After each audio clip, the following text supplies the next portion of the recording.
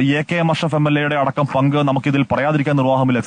എ.കെ.എം. Ashraf MLA ഇന്നലെ സംസാരിക്കുമ്പോൾ അദ്ദേഹം ഇവിടെ ഈ വാർത്തകളൊക്കെ കണ്ടറിഞ്ഞ് എന്താണ് എന്ന് അറിയാൻ ഒരു ദിവസം ഇവിടെ നോക്കിയിട്ട് പോകാം. കാര്യം അദ്ദേഹത്തിന് കന്നഡ ഭാഷ നന്നായി സംസാരിക്കാൻ അറിയാവുന്ന ആളാണ്. ഇവിടെ കാര്യങ്ങൾ ഒന്ന് കോർഡിനേറ്റ് ചെയ്ത് പോകാം എന്ന് കരുതി ഒറ്റ ദിവസത്തേക്ക് വന്നതാണ്. അതിനുശേഷം അദ്ദേഹം ഇവിടുന്ന് പോയിട്ടില്ല. എ.കെ.എം. അഷ്റഫ് എം.എൽ.എ ഇവിടെ നിന്നുകൊണ്ട് ഇവിടുത്തെ എം.എൽ.എ സതീഷ് കൃഷ്ണസൈനുമായുള്ള കൃത്യമായ ഏകോപനത്തിൽ അവർ രണ്ടുപേരും കൂടി ചെയ്ത സേവനങ്ങൾ, അവർ രണ്ടുപേരും ചെയ്ത ഇടപെടലുകൾ, അത് മറക്കാവതൽ എസ്കേൻ അത് നമുക്ക് അത് കുറച്ചുകൂടി കഴിയുമ്പോൾ കുറച്ചുകൂടി ഉച്ചത്തിൽ അക്നോളജ് ചെയ്യേണ്ട കാര്യം തന്നെയാണ്. അവർ ആദ്യഘട്ടത്തിൽ നമ്മൾ നിസ്സഹായരായി ഒരു വിവരവും കിട്ടാതെ ഇവിടെ നിൽക്കുമ്പോൾ നമ്മുടെ തോളത്ത് തട്ടി സമാധാനിക്കൂ, കാര്യങ്ങളൊക്കെ നേരായി നടക്കും എന്നൊക്കെ പറഞ്ഞ സതീഷ് കൃഷ്ണസൈലിനെ ഒന്നും നമുക്ക് നമ്മുടെ പ്രൊഫഷണൽ ജീവിതത്തിൽ കാണുന്ന അപൂർവമായ ചില ആശ്വാസകരങ്ങളാണെന്ന് ഉറപ്പായും പറയാം.